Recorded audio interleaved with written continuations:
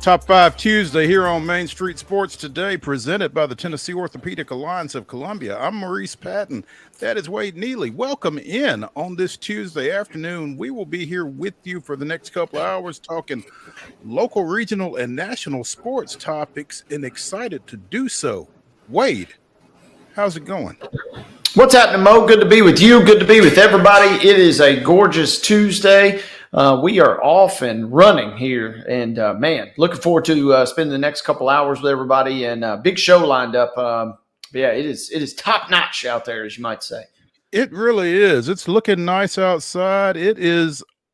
Well, I'll tell you, I was out there in it yesterday after the show, and it was unseasonably warm for Middle Tennessee on April 28th. And don't take that as a complaint. It's just an observation. But it seems like it's going to be similar today. So if you are getting out for any high school activities this evening, prepare accordingly. We will get you ready for those here in a bit with the rundown. But yeah, it's nice out there. It's going to be nice here for the next couple of hours. In the second hour, right at the top, we will be joined by the Blue Raider voice, the pride of the dimple, Chip Walters, talking a little MTSU athletics and what's going on campus this week. Excited to get him on because they had a development with their football coaching staff last week that I'm really fired up about. So looking forward to talking to Chip in the second hour. In our next segment, we'll be joined by Ann KIMMEL of Penalty Box Radio. We've not talked to Ann since the end of the Predators hockey season. But the Predators hockey season did not end hockey season writ large. So we're going to check in with Ann, see what's going on with the Predators here in the off season, get her thoughts on the playoffs as well. And the NHL draft lottery is next Monday, or Monday, I guess, the next Monday. And we will get her thoughts on what direction the Preds might be going in the draft and the possibilities for them in the draft, just how high they can be, because they got a shot at doing something special. So we'll talk to Ann in the next segment. We'll also talk some Braves, some Major League Baseball. We will talk a little NBA. Their playoffs are still going on, even though our local entrant is no longer alive in that. Talking some NFL also. And again, it is Top 5 Tuesday.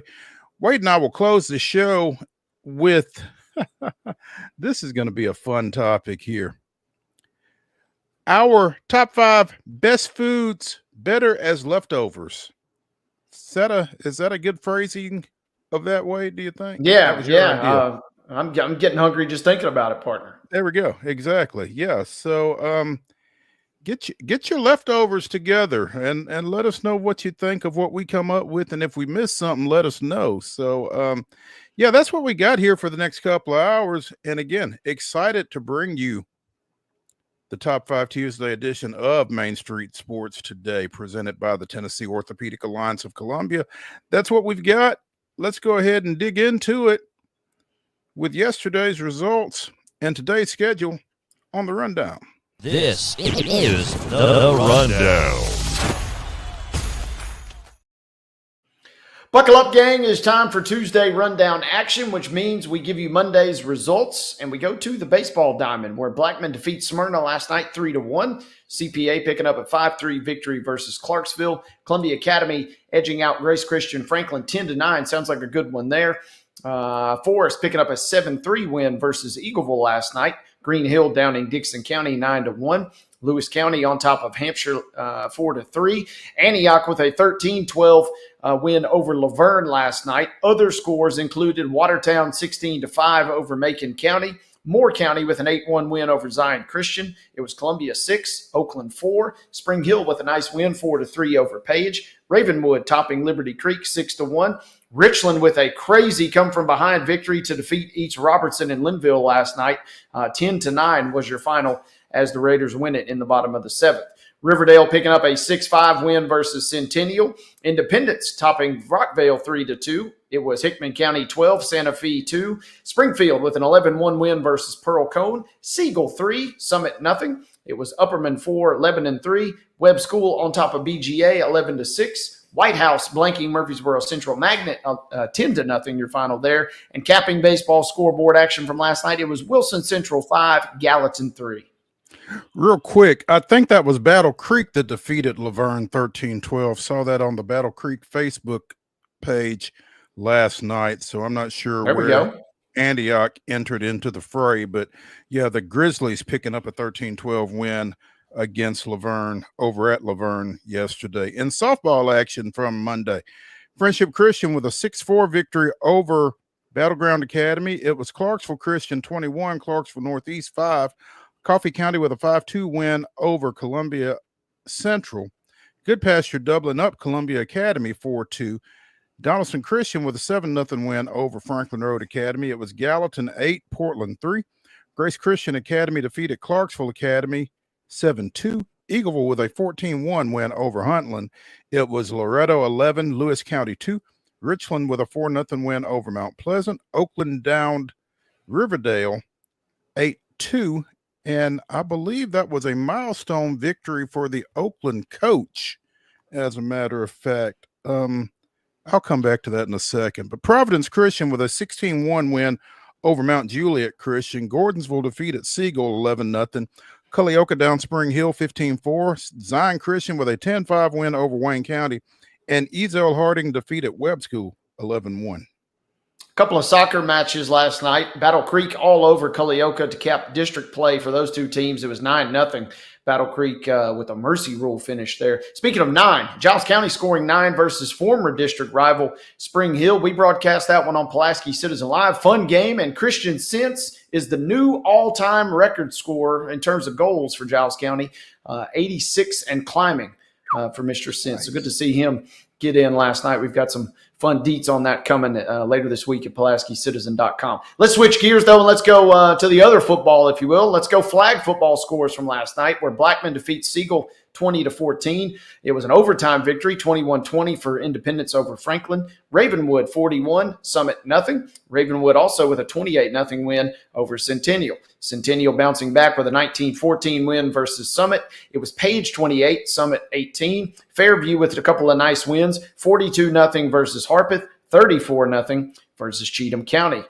Major League Baseball scores from last night. The Astros defeat the Tigers 5-3, and the Braves take care of the Colorado Rockies 6-3. Charlotte P., Oakland softball coach, picked up her 100th career victory last night with that 8-2 win. That was what I was trying to come up with there. Congrats to Coach P. Baseball action today. Hume Fogg is at Hunters Lane. That's a 4:30 start. Also, Zion Christian travels to Clarksville Christian at 6. Cornersville is at Cullioca at 6. And Joe Burns visits White House Heritage at 6:30. In softball action, Overton goes to Lipscomb Academy. Short trip there, 4:30 start. Laverne is at McGavock at 5. Also at 5, Perry County is at Mount Pleasant. Richland is hosting Battle Creek. Summertown is at Wayne Country Day of North Carolina at 5. That's interesting. Yeah. The Lady Eagles up their travel budget, apparently. Montgomery Central goes to Creekwood at 5 o'clock. Also at 5, Santa Fe is at Fayetteville. Greenbrier hosts White House Heritage. Springfield is at Joe Burns. Gallatin goes to Lebanon. And Spring Hill is at Lincoln County. At 5:30, Forest is hosting Eagleville. Murfreesboro Central goes to Giles County. Westmoreland is at at Monroe County of Kentucky. Again, those are all 5:30 starts. Also at 5:30, Oakland is at Riverdale as Coach P looks for win number 101. Blackman goes to Rockvale at 5:30. It's a doubleheader in Dover as Clarksville Christian visits Stewart County. At 6, Marshall County comes to Cool Springs, taking on the Lady Cougars of Centennial. Also, Zion Christian is at Franklin Road. Zion Christian is at Franklin Road Christian in Murfreesboro, not Franklin Road Academy in Nashville. Smyrna is at Stewart's Creek at 6:30. Let's close this thing out strong. We got soccer action cranking up at 5 p.m. tonight. Franklin Road Academy will be at Middle Tennessee Christian. The Webb School will be at Providence Christian. Green Hill will be on the road this evening at Smyrna. 5:30 kickoff as Murfreesboro Central Magnet. Tough luck loss for them last night on the road at Tullahoma, but they're right back at it at DeKalb County tonight. Again, that kickoff comes your way at 5:30. 6 p.m. showdown, BGA traveling to Gallatin. Hillsboro on the road at John Overton. And McGavock will be tangling with Lawson in Nashville this evening. It'll be Spring Hill at Battle Creek. How about a rivalry showdown there? Should be fun. Best of luck to our former intern, John Spencer, on the sideline there for Battle Creek. 7 p.m. showdown tonight will be Oakland at Blackman, White House at CPA. Columbia will be at Coffee County at 7 tonight. Also, Stewart's Creek's on the road at Laverne. And capping our soccer slate will be Siegel at Riverdale. A couple of MLB matchups tonight. You can see this one locally. It'll be Houston hosting the Tigers at 7:10.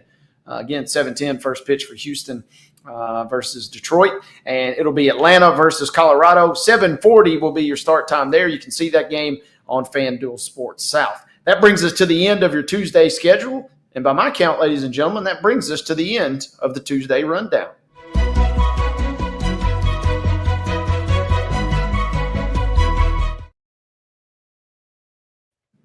Your top story brought to you, as always, by the fine folks over at Piggly Wiggly and Neely's Mill in Columbia. Be sure and check out their delicious daily deli lunch options available from 11 a.m. until 6 p.m.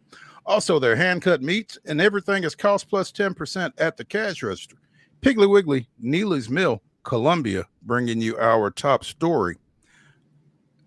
Mississippi State, well, the state of Mississippi was kind of the nexus of college baseball as recently as 3 years ago, as Mississippi State and Ole Miss won back-to-back national championships. Mississippi State in 21, Ole Miss the following year. Mississippi State coach Chris Lemonis was dismissed yesterday after 7 seasons because since leading the Bulldogs to that 2021 national title, they have missed the last 2 postseasons in entirety as far as NCAA tournament play goes. The Bulldogs are 25-21 right. I'm sorry, 25-19 right now, 7-14 in conference play, and are not expected to make the postseason this year either by a number of folks, platforms that project NCAA tournament participants and that type thing. So things have been trending down in Starkville since that 2021 national championship campaign. Zach Selman, the AD at Mississippi State, in a release yesterday, a change in leadership is what's best for the future of Mississippi State baseball. We have not consistently met the standard of success that our university fans and student athletes expect and deserve. I want to thank Coach Lemonis for his work and time he gave to our program, including a national championship in 2021. We appreciate his efforts and wish him and his family all the best moving forward. Man, I mean, life comes at you fast, I guess, but again, 2021 national champs, 2025, you're looking for boxes to pack up your office.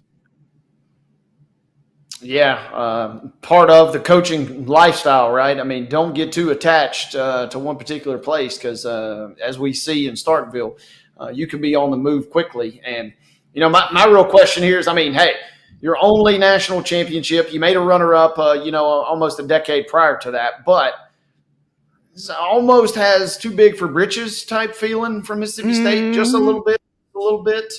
And in a weird way, if they had knocked off Virginia in their regional last year, the way that everything kind of shook out, they would have hosted a super regional. So, I mean, kind of hanging in the balance there for Chris. And, man, it feels like a quick pull to me. And it feels a little too big for their britches for Mississippi State in my mind. Yeah, I would agree with that. That was kind of my initial reaction to it. I misspoke. After they won the national championship in 21, they missed the NCAAs the next 2 years in 22 and 23. They went last year. And so they have had winning records in 6 of his 7 seasons. Again, they're 25-19 to this point.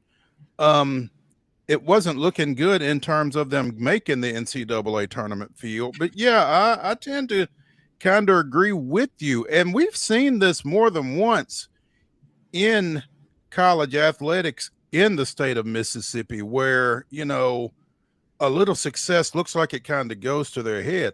Looking at y'all, Ole Miss, after you got rid of David Cutcliffe. So I don't know. It feels quick to me. But feels quick, and yeah, I mean, I know everybody is uber competitive in the SEC, but I mean, let's just be honest. Based on the pedigree we just rattled off, Mississippi State is not in a blue blood status compared. They're kind of in that first cut, if you will, to go Masters terminology there, not to rough, but they're in that first cut kind of the others. They're certainly capable, but it almost just feels like, yeah, they just feel a little strutting around the clubhouse when they don't got it quite like that. But on the other hand, if you feel like you have to keep up with the Joneses, if you feel like you do need to step your game to the next level, then this is the obvious move. So maybe this is a sign that Mississippi State says, all right, hey, we kind of are going to walk the walk. We might as well talk the talk. Rather, we might as well walk the walk and see if we can go out and get a candidate that could get us kind of to that next level. And again, as we've talked about it ad nauseum on this show, you know, the additions of Texas and Oklahoma have not made things any easier for anyone in any sport in the Southeastern Conference. And I'm sure that it didn't help Mississippi State in baseball either. So all of a sudden you were fighting to, you know, hold market share in a 14-team conference. And now you bring in those two perennial baseball powers on top. It doesn't get any easier just in terms of your play in the SEC. And again, Mississippi State 7-14 in the league right now. What direction do they go in? You know, I think the first question has to be, who can you get at Mississippi State again in a 16-team conference that includes Texas, Oklahoma, LSU, Texas A&M, and oh yeah, the defending national champion Tennessee Vols. Who wants to jump into that? Well, plenty of people will want to jump into that. Who are we fooling? There's an article on the Jackson Clarion Ledger that identifies some candidates based on just some names that they pulled up, I'm sure. But Duke's Chris Pollard, Oklahoma Skip Johnson, and the connection there is Zach Selman came from the Oklahoma athletic department. So maybe there's something there, connecting dots. Tennessee assistant coach and recruiting coordinator Josh Elander. You know, I'm not sure if you want your first job to be in the SEC, but hey, shoot your shot. Kentucky's Nick Mingione, who has had some success there. I'm not sure that Mississippi State is necessarily a better gig than Mississippi State, but hey, okay. Oregon State's Mitch Canham. North Carolina's Scott Forbes, who was in the College World Series last year with the Tar Heels. Georgia's Wes Johnson and Mark Wasikowski, Wasikowski, Wasikowski from Oregon, are among the candidates mentioned again in this article on the Jackson Clarion Ledger's website. Four guys with SEC ties, which I would think if you could get somebody that is already familiar with the lay of the land to some degree, that wouldn't be a bad direction to go in for Mississippi State. But, you know, I don't know. It'll be interesting to watch where they go for a replacement, because again, it really does feel like it was too quick and it got a little too big, or they got a little too big. So only other thing to think about is if you maybe have the ear of somebody. I mean, none of these guys probably say yes, but I mean, I'm calling Texas A&M, Arkansas, Vanderbilt, Florida, LSU, and Tennessee. And once those guys all turn you down, but maybe they have the ear of somebody, and by acting now, the second whoever that person, I mean, that's the only other way this makes sense to me, is you have somebody maybe on the hook, and as soon as you get the chance, you hire them. Otherwise, yeah, this seems a little suspect on their end. Yeah, if you've got somebody in mind and if you've got somebody that's interested, then yeah, maybe it goes back to the old Jeremy Foley, the former Florida athletics director. What should be done eventually must be done immediately. Yeah. Again, I'm still not sure I understand mid-season coaching moves at the collegiate level, but who knows? Maybe you got to get out in front of the transfer portal too. So, yep, another key factor, absolutely. Chris Lemonis out at Mississippi State after 7 seasons. He had been at Indiana prior to coming south. Assistant Justin Parker has been named interim. Will take the Bulldogs the rest of the way. Let's take a break here on Top 5 Tuesday on Main Street Sports Today. When we come back, we'll be joined by Ann Kimmel of Penalty Box Radio talking some hockey. Stick around.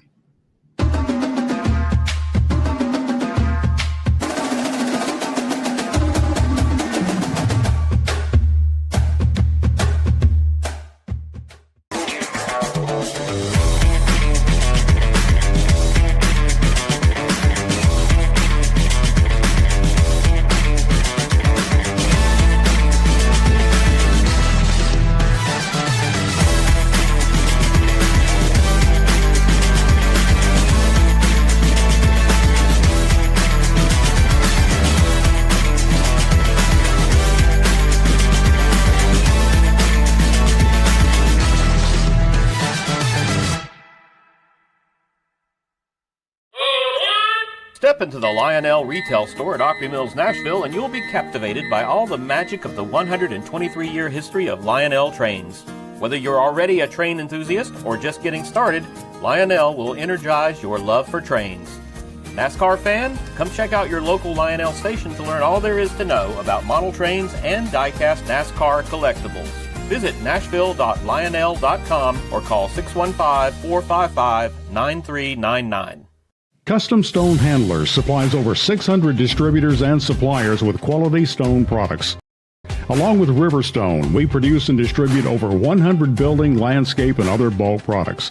Our goal is to provide quality products, service, and partnerships to ensure our customers' success. We firmly believe the measure of any person or company is how you treat other people and customers. Give them a call at 931-490-4990 or visit CustomStoneHandlers.com.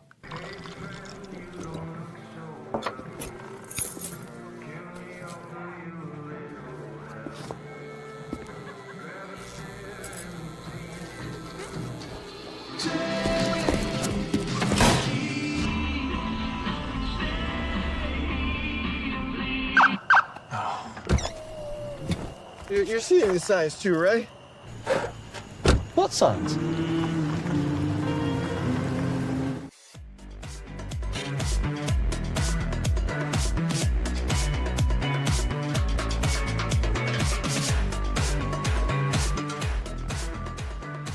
I'm Maurice Patton. That's Wade Neely. This is Main Street Sports Today, presented by the Tennessee Orthopedic Alliance of Columbia. It is Top 5 Tuesday. In our final segment, Wade and I will be bringing you our best foods as leftovers. Yeah, you heard us. Stick around. Get your list together, too. Love to hear from you. Right now, we are joined by Ann Kimmel of Penalty Box Radio and Locked On Predators as we catch up on the Predators, who are a little deeper into their offseason than they would like to be right now. Ann, good afternoon. Good afternoon. Now you've got me thinking about leftovers. I'm not going to There we go. That's the idea. There we go. Hey, what's your favorite food that holds up better as a leftover? Give us some hints because I don't have my list yet. That's a good one. You know, my favorite, honestly, is lasagna. I like lasagna better warmed up the second day. Throw a little extra sauce on top of that. Mm-hmm. Double dose. Double dose. I'm telling you, lasagna is better the second day. There you go. You might hear that one again before the show is over with. So, yeah. And what's going on Broadway? Anything? Well, You know what? The most interesting thing is what's not happening on Broadway right now. And what we have not had is an end of the season press conference with general manager Barry Trotz yet. We are still waiting to The hear from season Barry ended Trotz. when? 84 years ago, friends. I mean, it was been 84 years. It's been 84 years. I mean, we have been waiting. We heard from the players and from head coach Andrew Brunette almost 2 weeks ago, coming up on 2 weeks ago. And yet we have not had a chance to meet with and talk to and hear from Barry Trotz. And so I think the most interesting thing right now is what's not happening. And of course, that leads to speculation about, is Barry Trotz still wrestling with some sort of a decision, whether it is coaching or roster? Is he right now so focused on the draft that he doesn't have time for that? Perhaps. But I think what's not happening on Broadway is really stirring the pot a little bit. Is there some concern amongst the hockey world over the fact that that hasn't taken place? I think that there's not necessarily concern, but I do think it is something that everybody is like, okay, this is of note, because last season, at the end of the season press conference, was Andrew Brunette with Barry Trotz at the same time. And that was the same day that we met with the players and had availability with the players as well. So this is very different. And I think because the season went the way that it did, and because I think that coaching questions kind of came up during this struggle of a season, it leads to speculation. Now, speculation is not reporting, but I do think in the hockey world, people are wondering, hey, is Barry Trotz debating what he is going to do moving forward, whether it is with coaching or whether it is looking at what roster moves he may or may not want to make? And since you mentioned roster moves, in your mind, obviously we haven't heard from the big man just yet, but in your mind, kind of what are the immediate needs, or what would you like to see addressed first and foremost in the offseason? One of the things that Barry Trotz has been very upfront about is that he needs to go out and get a top right shot defenseman. He needs a top tier defenseman to pair with Roman Josi. Last offseason, he signed Brady Shea, and the hope was that the two of them were going to work well together. But for some reason, that just sort of didn't click. You had Roman Josi playing on his offside, and that made it maybe a little bit trickier. And so that's something that Trotz has said this is a priority in the offseason, and I think that's something he's going to want to pursue. Of course, there is this, constant look for this top line center, which is a little bit like finding a needle in a haystack. You either have to draft it and develop it, or you have to pay with your firstborn to go out and get it. And there just aren't teams that have a top, 1C that are wanting to trade for it. So I think he's going to look around for that. I do think, too, he's very focused on the draft. Nashville has an opportunity that they haven't had in a long time. They have at least a top 5 draft pick coming up in the draft. And Barry Trotz has been honest and said, look, I am going to go out and do coaching or do scouting with my own eyes when it comes to preparing for this draft. So I think he is looking to add some pieces to the roster. I think he is also very focused on who he is going to add to the franchise via the draft as well. And that kind of leads me into some discussion. Especially, let's walk it back, I guess, to center real quick. Outside of getting, that just absolute bona fide stud, whether it's via trade or, a rare free agent signing, is that a position or is that a need in Nashville's mind that you can maybe get by, Stamkos, giving you some flexibility there? Is that a position, or Ryan O'Reilly, can you kind of get by, I guess, for lack of a better term, by just shining up kind of maybe a B or C level prospect or player and kind of just taking that? Or is Nashville really, truly kind of in the market for something bigger than that, you think? I think ideally they would love something bigger than that, but I think they are going to do exactly what you say. I think it's about polishing up what you have and making the best of what you have. Ryan O'Reilly is a little bit older, not necessarily who you would say, hey, this is the 1C that is going to hold down the center for a franchise that's going to make a Stanley Cup run, but he is extremely talented and can do the job. Steven Stamkos at the end of the season was upfront about the fact that he is still willing to play center. He did both. He was a wing and a center. He's willing to play center again. So I think that they have options. There's a young player, Fedor Svechkov, who came up and played some time in Nashville as a center, and really took off towards the end of the season. You could see potential there. I don't think he's going to come in next season right out of training camp and compete for, that 1C spot. But I think eventually he could develop into a top 6 center. But at this moment, I think Nashville really is going to have to find a way to make do with what they have, because it's so hard to go out and get that elusive 1C. They're elusive because they don't grow on trees. Not everybody has them. Who are some guys in your mind that are kind of untouchable, at least if you're in charge? If you're if we're talking Ann Kimmel GM here, who it feels like I know one or two off the top of my head, but who are one or two guys that these guys we can't part with them, whether it's because they're up and coming or they've already shown you glimpses of brilliance? Yeah, I think there are a couple players on both ends of that spectrum. A lot of people have talked about if the Predators need to embrace a big rebuild, you need to get rid of Yossi and Forsberg and trade them for what you can get. Those are two players that to me are untouchable. Okay. And I think for a couple of reasons. One, I still think they have a lot of tread on their tires, but also if you are going to rebuild, you had better have veteran presence that can help young players come into this league, come into this franchise, and understand what it's going to take at this level. When it comes to younger players, I think that was maybe the only bright spot for Nashville, is that they debuted 7 new players into the NHL this season. And I think a couple of them have an opportunity over the next 2 to 3 seasons to show what they have. One of those is Zachary Leroux. He's kind of this rough, sandpapery kind of grit, younger brother pest, but he also has a really high offensive upside. And at the end of the season, he got some top 6 minutes and really showed that he can maybe play at that level. So Zachary Leroux is one. I mentioned Fedor Svechkov is another. I think Nashville still needs to give a couple of these young guys, even Luke Evangelista, a little bit more time. Keep them here, because that's I who think I was thinking, maybe for the record. something there. Yes. Yeah. I think Luke Evangelista has to stay. He has to stay here in Nashville. And Kimmel of Penalty Box Radio joining us here on Main Street Sports today, presented by the Tennessee Orthopedic Alliance of Columbia.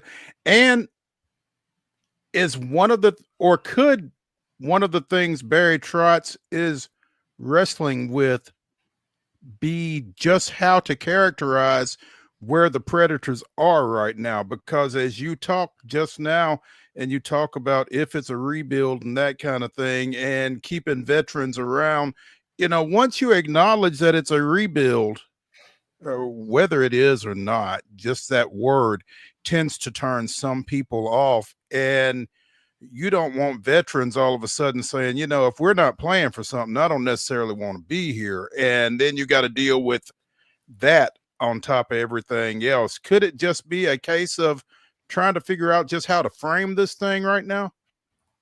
Absolutely. I think that is definitely something Barry Trotz has to make a decision about. And that's going to have to start this offseason. If he decides we are going to do a rebuild, you need to look at Steven Stamkos and Jonathan Marchessault, especially because those are 2 players that you brought in last offseason with the promise that you were a team set to contend. And if you are not a team set to contend, I don't know that Steven Stamkos and Jonathan Marchessault at this point in their career are willing to say, we want to ride off in the sunset being a good role model. They want a championship. Yeah. And I think if you decide, hey, we are going to rebuild, you may have to part ways with them somehow. So I think that there are a lot of moving pieces here. Whether Barry Trotz still thinks there is a window here, I think he also has to figure out which is the real Andrew Brunette. Is it the Andrew Brunette from the season previous, 18-game point streak, took a team that really wasn't much to cheer about on paper into the postseason?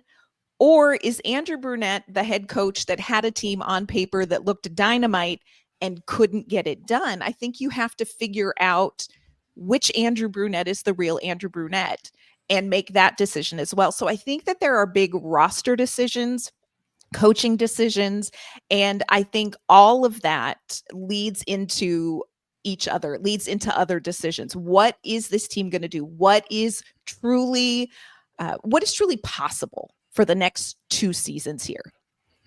And as you talk about the brunette aspect of this, we saw coaches get fired during the course of the season. I think there have been 4 coaches fired since the end of the season. And, I think that there is probably a faction that wonders, like you said, what do we have in Andrew Brunette on the bench? Yeah. I think it's an interesting question because I really believe you can argue it both ways. And I know a lot of people are so disappointed over expectations versus reality this past season. But I think there are a lot of factors that went into that. I think injuries. I think when you bring in 2 new superstars who are getting used to not only the on ice system, but also like they're trying to figure out where the ketchup is at Trader Joe's. Like their whole entire lives are different. There's a big adjustment. And I think that was maybe part of it as well, kind of gelling the leadership group. So you can sort of find ways to maybe excuse it. But you can also look at the previous season and say, look, an 18-game point streak is lightning in a bottle. You're not going to replicate that. So that is just odds, probably less likely what is real. And I do think Andrew Brunette is a good coach. I think the question is he the right coach for the players here in Nashville? You always got to coach the players you have, not the players you wish you had. And I think Barry Trotz has to make sure that Andrew Brunette is able and willing to coach the players that he has successfully. And we saw another coach, even Mike Sullivan, get axed by the Penguins recently. How thin of a leash or how short of a leash are we talking about here? Because we've had you on multiple times during the season where we questioned in the middle of the season if Nashville was going to pull the plug. And it feels like if it's going to continue, it certainly feels like it's got to be a short time gap, regardless of what the expectations are. I agree with you. I really think, the plan right now is Andrew Brunette is the head coach of the Nashville Predators. If Barry Trotz says, you know what, this is what we're going to stick with, I think the start of the season is going to be critical. And the Predators have not had good starts in the last 2 seasons under Brunette. They were 5-10 in his first season. They were 0-5 this past season. So the start will be critical, especially for Andrew Brunette, because you have to find a way to get a roster that looks like this to perform like they look on paper on ice. And ultimately that falls on the head coach, right or wrong. It ultimately falls on him. So I think if Brunette is back, which I think probably he is going to be, but you just never know. I think the leash is very, very short for him. I think it is going to be a quick decision based on the start of the season. And the draft lottery is Monday. I saw something on a social media platform earlier today. The Predators have the 3rd best chance of getting the number 1 pick. And it feels like, well, obviously just the way things are set up, having the number 1 pick in hockey is more like having the number 1 pick in baseball than it is in basketball or football, because they're not going to make an immediate impact. That said, is there anybody out there? Is there a clear-cut number 1? What would it mean for the Predators to have the number 1 pick? I think it would be really exciting for the Predators to have the number 1 pick, but I think you make such a great point. This is not a draft class that has a Connor Bedard or a Macklin Celebrini in it, where you're going to draft them and they are going to start the season and they are going to light it up, or they're going to show you their potential. This just isn't that draft. Having said that, I think there are a number of players, a couple of players that really are interesting pieces that Nashville, if they had the number 1 draft pick, could look at. Michael Misa is one of the names that is at the top of a lot of mock drafts. This is a winger. He plays in the OHL right now. He has 134 points in a 62-game season with the Saginaw Spirit. Yeah, this is a young player who can produce offensively. Here's the thing. He plays wing and not necessarily center. He's not necessarily a true center in the sense. So that's something Nashville wants to weigh out. The other question for Nashville is, if you don't get the 1st pick in the draft, another very high prospect, one of the players that could also go number 1, is Matthew Schaefer, but he's a defenseman. Nashville in the past has said we draft based on next best available player. They don't necessarily draft positionally. So I think it's going to be really interesting if they don't get the top pick, or even if they do, will they take Matthew Schaefer, who is likely to be a franchise changing defenseman? He is projected to be that. Or will they say, no, we really need to go for a center? If they need a true center, there are a couple of options there. But I think if you're looking at like who are the two names that people are talking about, you're looking at Misa and Schaefer. And there are reasons why Nashville could look at either one of those. And again, there are other teams still playing in the postseason. It's basically just getting started. Florida getting Kachuk back, as Wade has made mention on a number of occasions, have really kind of put themselves forth as the best in the East, it looks like, taking a 3-1 lead in their series against Tampa Bay. Dallas defeating Colorado last night, take a 3-2 lead in that series. What are you seeing in the postseason right now? I think this has been one of the most interesting postseasons. You mentioned, Florida looking really good. I think the flip side of that is Tampa Bay has not looked good in an area that they usually do, and that's the power play. They're 1 for 15 in 4 games. And so missed opportunities like that, I think, are making a difference in the postseason. I also think the Western Conference is just wicked. So many really competitive series where you maybe on paper wouldn't have anticipated it. I'm thinking the Minnesota Wild have held their own against Vegas. They've really kind of thwarted Vegas, and Vegas came in very hot. They're a team that I think a lot of other teams would have trouble with. I think Minnesota, their physicality is kind of interrupting what Vegas wants to do. And so I think that that's been really interesting. I am loving the Toronto-Ottawa series. First of all, Toronto might get out of the first round. So that's just exciting to begin with. But Ottawa plays such a physical game, and Toronto you tend to think of as pretty hockey. And I think you've seen Toronto make adjustments to play and to meet that kind of physicality. And so it's interesting to see these postseason teams making the adjustments that they need to make against their particular opponents. I think this is going to be one of the most interesting postseasons. I don't quite get why Dallas is up 3-2, except the hockey gods must hate Colorado, because on paper, I feel like Colorado really should have the lead in this series. I also love St. Louis. They're playing Winnipeg, President's Trophy team, best team in the league. I think St. Louis hit their stride at the right time. That's a series I'm watching closely because I do think St. Louis could surprise Winnipeg in the first round. And there are enough eyeballs in the world if we get Toronto and Florida in the second round. That just feels like every game will be must. I don't know how the series will play out. Well, actually, we do know how it plays out. Toronto loses. That's kind of what they do, as you alluded to. But can you just put into words how epic that will be if those two finally get ready to drop it next week, perhaps? I think it's going to be hard to get a Stanley Cup final that is going to be more exciting than a matchup like that. That is going to be your Stanley Cup final type series. That is going to be so exciting. Here's the thing about Toronto, though, to keep in mind. Their core 4, you're talking Nylander, Marner, Matthews, Tavares, they have not always shown up in the postseason, but they are now. They have 24 points combined in their 4 games so far. If those 4 can keep it going, that a Florida-Toronto series, that is must-watch hockey. That is get your popcorn, get your beer, sit down, and it's going to be amazing. Wild and Vegas have obviously been going round and round, and the games in Minnesota were just out of this world theater. Give us a quick preview on how the West is so fun. And for a moment in time, right before that second game in the West last night, our playoff brackets were perfectly symmetrical. Yes. They were 2-2 on the West. They were 3-1 all on the East. But break down the Wild in Vegas, because that is one series that I've enjoyed watching as well. Yeah, this is, again, one of those series I think has surprised people. But here's what is so interesting about this series. Vegas is just a solid team up and down the roster. They have depth. They have great goaltending in Aiden Hill. They are good defensively. They are fast. They are an offensive team that can score. So Vegas is going to come in well. Minnesota, wildcard team. What are they going to be able to do against Vegas? Well, again, their physicality has really interrupted what Vegas wanted to do.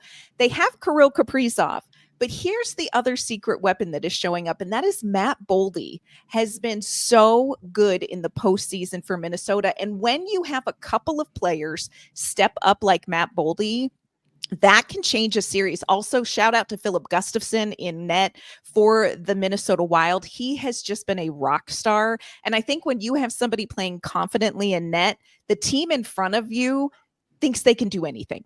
So I think that has been a huge part of this series too, is the goaltending. So Philip Gustafson, Matt Boldy, they may be the secret weapons of the Minnesota Wild. And this is a series to watch. And Kimmel of Penalty Box Radio, you can also hear her on Locked On Predators podcasts, joining us here on Main Street Sports Today, presented by the Tennessee Orthopedic Alliance of Columbia. And we appreciate you taking some time with us here and look forward to catching up with you here again soon. Sounds great. Can't wait to hear about the leftovers later. Thank you, Ann. You Looking got it. forward to it. We'll talk to you. Talk to you soon. Thanks. Let's take a break here on Main Street Sports Today. When we come back, we'll talk a little baseball and the Braves. Stick around.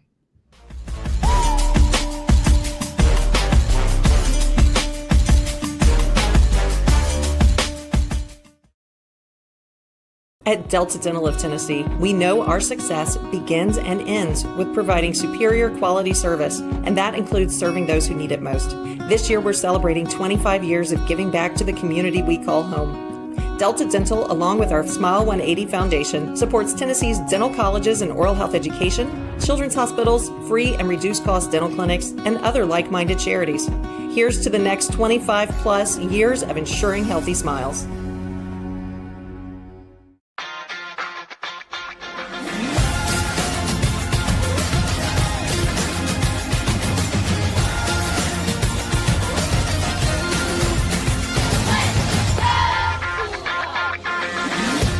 Zion Christian Academy at zioneagles.org or 931-388-7531. You can schedule your appointment to visit their beautiful campus. Again, zioneagles.org or 931-7531 to schedule your visit today.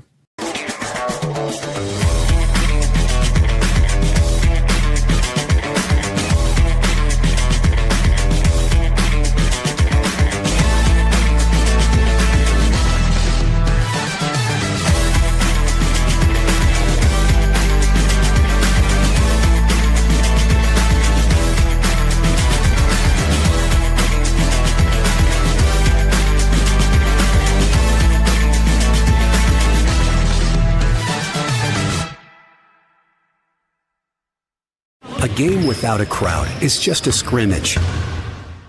A performance without an audience is just a rehearsal. Without your presence, high school sports and the performing arts aren't possible. Ensure that these essential extracurricular activities continue to enrich the lives of students in Tennessee.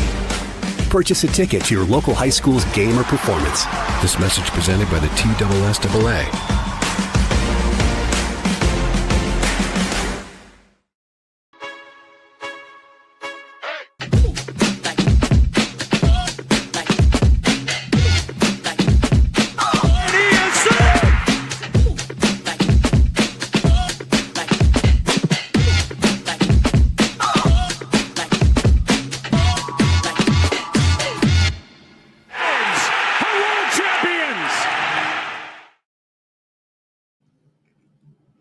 April 29th, 2017, Matt Kemp hammered 3 home runs and Dansby Swanson added another as the Braves rallied from an early deficit for an 11-3 win at Milwaukee.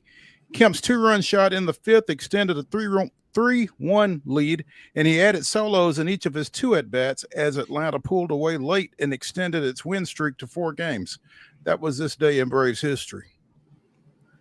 No home runs last night, which for this Braves offense is, kind of amazing that they scored 6 runs without a homer. But they came back from an early 3-0 deficit in that one. Bryce Elder gave up a 3-run home run in the first, and the Braves just kind of chipped away, got back in it, and got ahead and held on. 14 hits for Atlanta in the win last night. Everybody in the starting lineup had at least one. So, you get 14 hits and everybody has at least one. It's going to be tough to lose. And the Braves didn't. So, Tough to lose against the Rockies anyway, but especially tough to lose when you got 14 hits. To your point, you don't even need the homers at that point. Yeah, clearly. And the Braves kind of keeping their momentum. They won 2 of 3 at Arizona. They lost on Sunday. They came back and picked up the victory yesterday, though, to kind of again just keep the momentum going. Meanwhile, the Rockies fall to 4-24 with that loss. First team to lose 24 of their first 28 since the Tigers did it back in 2003. It's the worst start in the National League since 1901. That's a long time, y'all. Colorado's not good. No, thoughts and prayers for Thomas Harding, our good friend, because it's not fun. They have one win versus the Nationals, another versus the Brewers.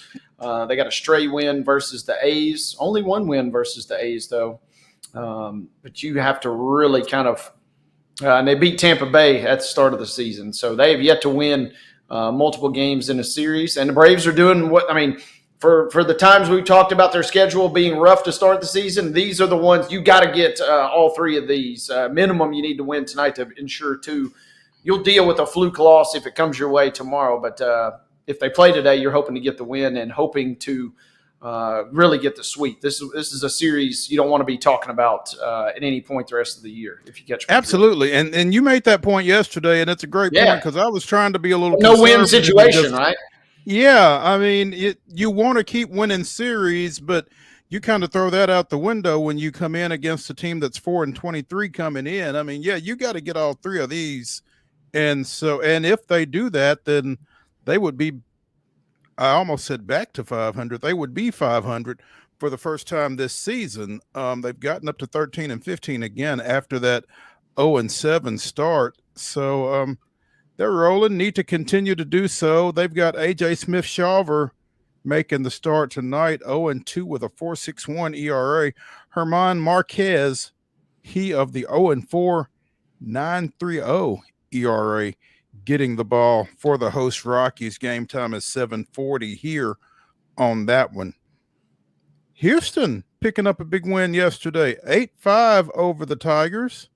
Altuve and Christian Walker each with a 2-run homer in that victory. Ronel Blanco, not one of his better outings, but the bullpen limits the Tigers to 2 runs over 4 innings. So, again, big win for the Astros. Yeah, surprising. I'm on the other side. I'm expecting them to come in and get swept, and you go out, you steal game 1. Altuve had just discussed, veteran, very politically correct-wise, that maybe they tinker with the lineup, maybe flip some things around, get him back at the real leadoff position. But hitting from the 2 seemed to work out well for him yesterday. It was a good win for them. I was surprised. I'll take it. Apparently, he asked out of the leadoff spot. Misread that story. When I saw the headline, I'm thinking, okay, he's been lead. I mean, like I said, I usually tune into these guys around September when I really start watching. This year I may not get that opportunity but if you keep winning games like this, you might draw me in before the All-Star break. Yeah, he after moving from second to left, he felt like he just needed an extra little bit to get off the field and get in the dugout to get ready to hit. And I mean, it worked yesterday. Seemed like, again, he hit one of their two-run homers, went 2 for 4, 3 ribs in the win. So if it ain't broke, don't fix it, I don't guess. Yeah.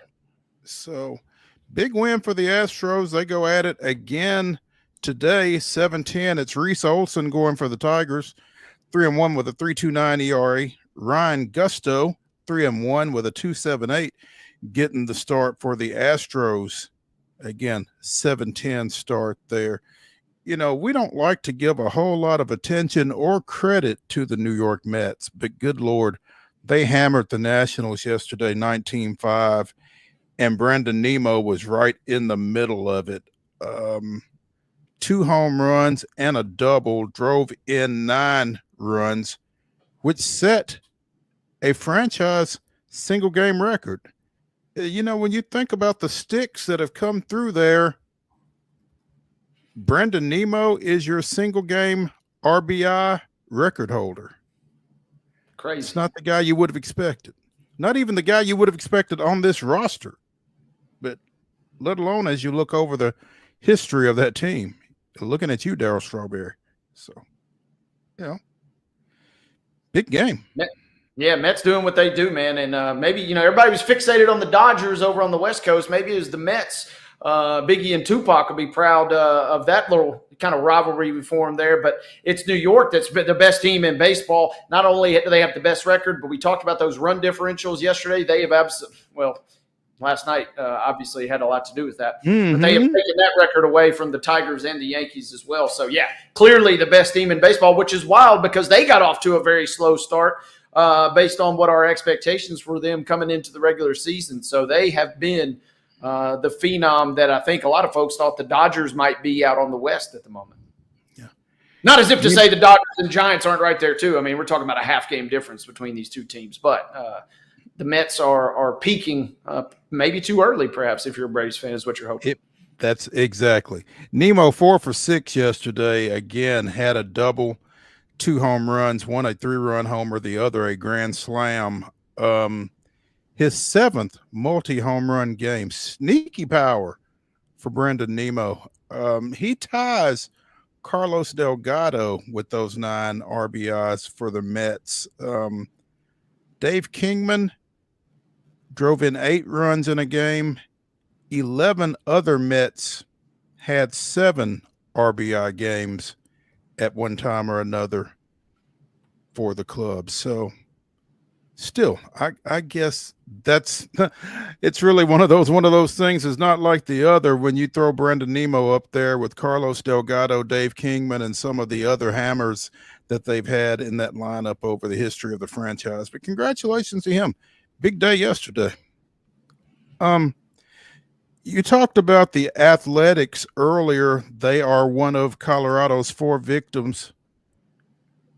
They defeated Texas yesterday 2-1, and with that win, they moved over 500, 15-14. It's the first time they've been over 500 since losing their season opener and winning the next 2 to get to 2-1.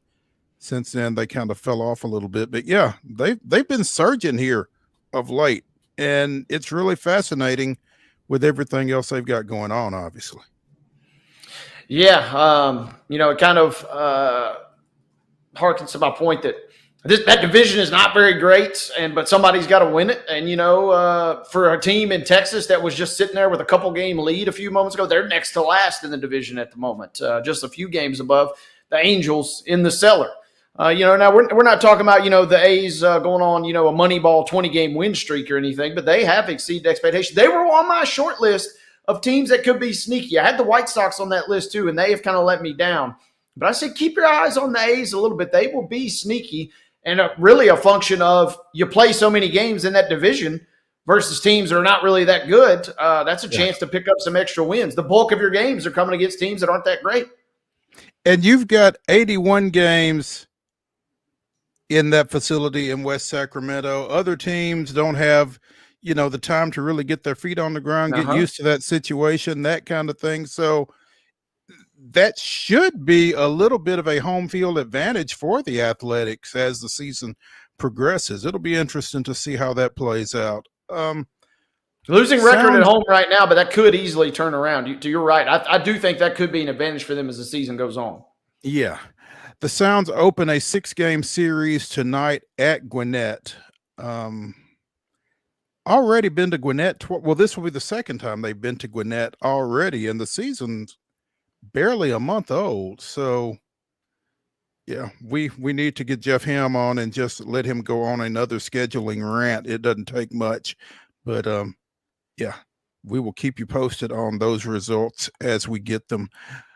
Let's take a break here on Main Street Sports Today, presented by the Tennessee Orthopedic Alliance of Columbia. Again, it is Top 5 Tuesday. In our final segment, Wade and I will bring you our top 5 foods that hold up better as leftovers. In the next segment, though, we will be joined by the Blue Raider voice, Chip Walters. Stick around for all of that and more after this break.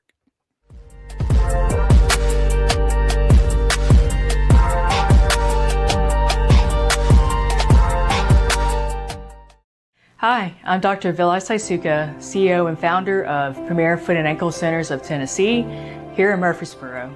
We offer foot and ankle care from ingrown toenails to diabetic foot wounds. We also fix ankle fractures and things like that.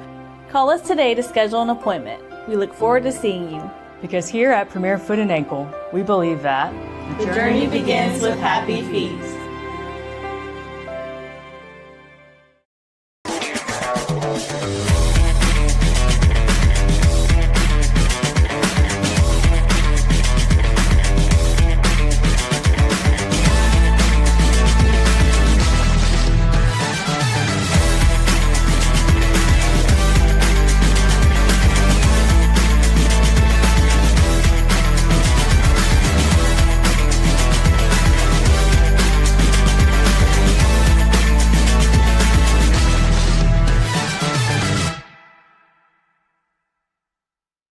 Jones & Lang Sporting Goods here in Columbia has been outfitting teams, officials, and anybody else from T-ball to college for 50 plus years. Be sure and check them out at 931-388-8060 or online at jonesandlang.com. Jones & Lang Sporting Goods, the look of a winner.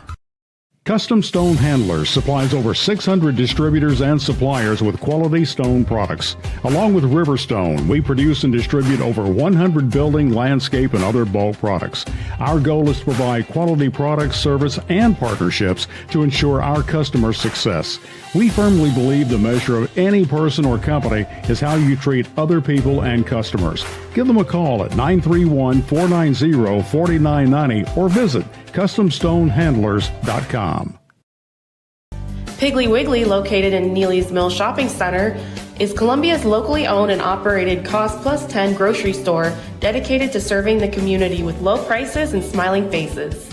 Piggly Wiggly offers fresh, hand-cut meats daily as well as daily hot plate lunches from their deli counter. You're certain to see smiling faces and a helping hand when you're here at Piggly Wiggly. Come by and check out our fresh produce, high-quality meats, and more. Down home, down the street, we'll see you at the Pig.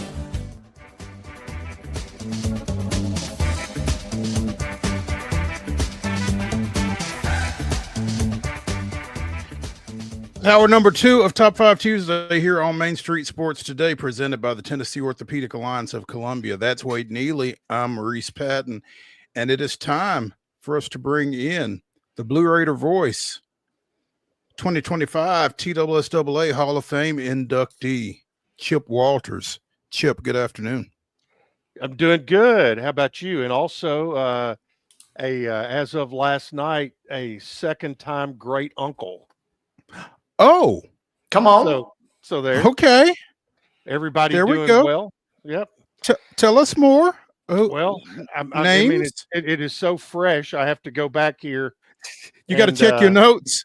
Got to check my notes from what I got this morning. That Porter Springer arrived last night. Baby Porter, 8 pounds 4 ounces. He, Mama and Daddy all doing just fine. So there you go. How about Grandmama and Granddaddy? How are they doing? Well, I guess Grandma was okay because she was the one who sent me she was able to get the text out this morning. So there you go. Everybody's looking good. Awesome. Congratulations. Thank you. Uncle Chip. Uncle Chip, Bubba is what it is Uncle around Bubba? the house. Okay. Yeah, okay. All right. What tips or nuances have you learned and you will now use this second go around in your mind, Chip? Or is the formula kind of still the same for you? It's play with them, make them mad, turn them back into their parents. Okay. That's crafty. Well played. Shake them up and hand them off. That's right. Chip, I saw something on socials. I guess it was late last week because I was well, anyway, new addition to the football coaching staff. Tell me, you may be a little ahead of me on this. That's not the way this is supposed to work. I know, and I'm not sure of the position. I know who you're talking about from LSU. I would guess he will probably be a GA in the secondary. That's going to be my guess. That would be my guess. He's from LSU, but he's Yeah. also from Oakland High School. Former Oakland standout Jacoby Stevens is Okay, coming that's right. back. Yeah, he That's has right. again played at LSU, spent time on the coaching staff. He was briefly with the Eagles. I don't know if he and Reed were there at the same time or not, but yeah, he is joining the staff. Like I said, I saw it on social media. I did not see any details, and apparently there's not been a release as of yet Yep. to that effect. Obviously he was part of, a really good Oakland program. And, you think about the two guys who kind of got away and got out of state. Jacoby Stevens is one of them. Jordan James is another who also, if I'm correct, got drafted over the weekend. And so he's still going to continue to play there. But Jacoby, here's a guy who brings, great experience to the coaching staff at wherever they plug him in. But my guess, I've seen the pictures, he's hanging around with the defensive staff and that kind of thing. So it makes me want to think that, that's where he's going to be. But, and also hometown guy who, brings a lot of that. And, and with the number of local players that Derek Mason and his staff have signed over the last year and a half, that's a nice, good plug and play there with a local on the coaching staff. Listed as a defensive GA, as you said. Gotcha. And again, a former defensive back coming to work under a former defensive back in Derek Mason. So this has got to be a great opportunity for him to kind of pick some brains and that kind of thing. Number 6th round pick by Philadelphia in 2021. So a lot of playing experience, and ideally he'll be able to help some guys take it from the class to the grass, as the head man is fond of saying over there. Yeah, exactly. So I like you said, for all the reasons you mentioned, hometown kid, that kind of thing, I'm excited to see Jacoby get back to town and help out with the Blue Raiders. I think that'll be big in a number of different ways. So while you mentioned football and the Eagles, this is fresh news that literally within the last hour, Holden Willis has been invited to Eagles camp as an undrafted free agent. So, and I have no idea whether, Reed Blankenship had anything, to add, to the coaches, like, hey, this guy knows what he's, he can play, because I think Reed's actually in town right now, but the Eagles have gotten them a guy who knows how to go get the football. He's an interesting physical specimen in that if, as a tight end, if you need a pass catching tight end, he's doggone good. His body doesn't necessarily lend itself to be a blocking tight end in the run game. But also, if he could actually shed a few pounds and be take him out of the tight end spot and just be a slot receiver. But the number one thing Holden Willis is a football player, and it starts right there. And that's what he has always been, whether it was at Greenback High School, South Florida, or here at Middle. He is just a terrific football player, and an even better guy. Great family. Don't think they ever missed him watching a game of his. I'm thinking they didn't miss, but there might have been one or two in there at some far-flung outpost that we might have gone to, but really tickled for Holden. Also Alex Williams, who Middle fans only got to see a small sample size of Alex Williams, but Alex Williams started his career at Ohio State, continued his career at Vanderbilt, finished his college career at Middle this past year as a defensive end. was injured when fall camp started. Got in there like game 3 or 4, somewhere right there. Played in 3 or 4 games and had another injury. But I'm telling you, if you are looking for a guy on the all airport team, Alex Williams is that guy. And the thing is, when he is healthy, he has, unbelievable explosion from the defensive end spot. And and Middle was probably at their best defensively in those 3 or 4 games when he was healthy, because he has the ability to apply pressure to a quarterback and take pressure off of a secondary. And wish him all the best. Really, his time here was short, but really nice kid, and he'll get a shot with the Vikings. And now it's kind of interesting watching now guys on Monday and Tuesday after the draft is over on Saturday who get picked up. I've always thought when you see those guys on like Monday or Tuesday, you could easily say, they're just filling out their practice roster or whatever. But more times than not, the fit is going to be better for a UDFA that's taken on Monday or Tuesday after the draft than possibly a 6th or 7th round pick that was actually drafted. I mean, you can find a home. I can't not imagine Holden Willis going up and I'm thinking Benny Cunningham in my head of how Benny Cunningham made a career out of being a special teams guy. And Holden Willis, at the very least, will be a great special teams player for Philadelphia. And so that's what'll get him on a roster, on a 53-man roster. And that's what'll keep him there for a little while. So wish both of those guys all the best. Chip, the legendary Ed Given was the first to make me understand that when you can kind of evaluate other teams' rosters and what their needs might be and that kind of thing, you might be able to put yourself in a better situation, like you said, as a UDFA, as opposed to getting picked in the 6th or 7th round. Those are really kind of your guys filling out your rosters right there, because you all of a sudden find yourself as one of 12 running backs or something like that. So these guys can put themselves in a pretty good situation via the free agency route. And it just feels like for Holden in particular, with his skill set and his physical tools, it's just a matter of how the Eagles like to play.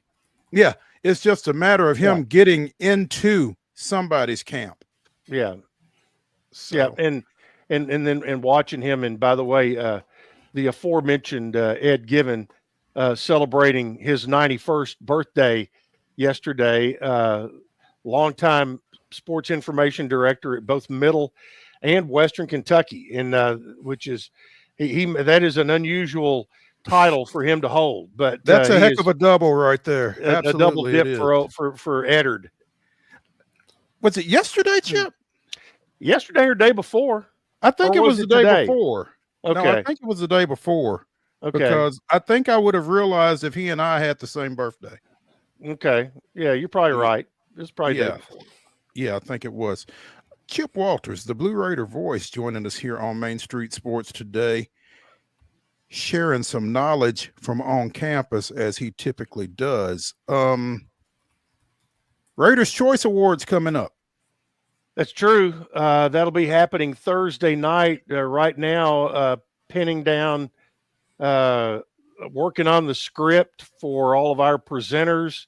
Myself and Mekhi Mosby, the 2-time student body president, who ends his reign tomorrow, I think, is his last day as student body president. So that'll be his last official act on Thursday night. Then, well, it'll be the first official act of the rest of his life. Actually, tomorrow he hands it over to a new student body president at MTSU, and then Thursday night he'll be joining me to MC the event, which will be the 14th annual. There are, I'll kind of give you a quick rundown. The The major awards will include male and female newcomer of the year, male and female breakout performer of the year, male and female athlete of the year, True Blue President's Award, male and female, Community Service Award. Then you have Play of the Year, Game or Event of the Year, and Performance of the Year. A lot of academic awards, team and individual. Team champions, individual champions are recognized.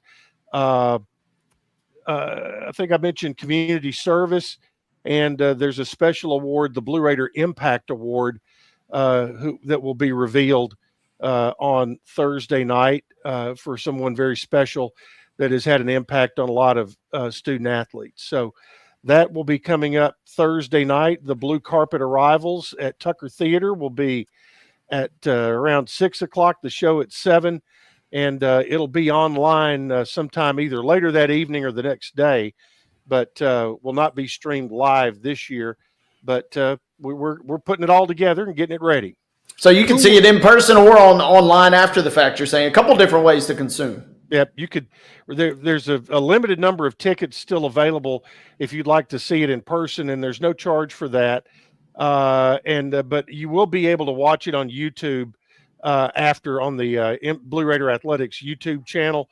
And like I said, depending on just how fast they're able to get it uploaded, either Thursday night or sometime on Friday, it'll be available again. So looking forward to that. Like I said, 14th year to do that, and it kind of still gives me a little bit of a kick that some of us old folks can still put on an event that the 18 to 22-year-olds get fired up and look forward to. I was talking to Abby Lee on the golf team on Monday during our spring sports show, and she said that she and her teammates on the women's golf team have already had their outfits picked out for months for this event. And so they've got their whole plan down.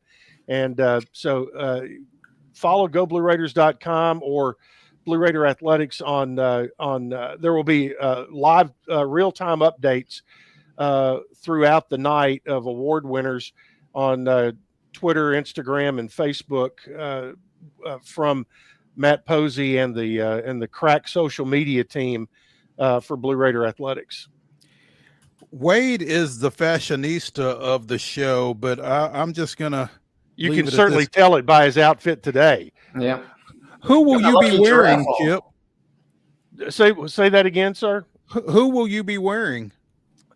I will be wearing. It is an Italian name, but basically it is the private label of Men's Warehouse. It is a dark suit that I'll be wearing. I'm not going to go tuxedo this year. Just it's a new dark suit that I'll be wearing. So, okay. So Makai and we've already had our notes about what we're wearing, and I think we're going to be somewhat close. But you don't want, as guys, you don't want to be too close. It would kind of look a little like, you don't want to come out with the pastel tuxedos and look like Dumb and Dumber. Yeah. So another movie though, you can watch House of Gucci this week and really brush up and get ready for it. It sounds like, Chip. I probably could. You're probably right. You don't want it to look like you put too much effort into looking close to similar. Right. Exactly.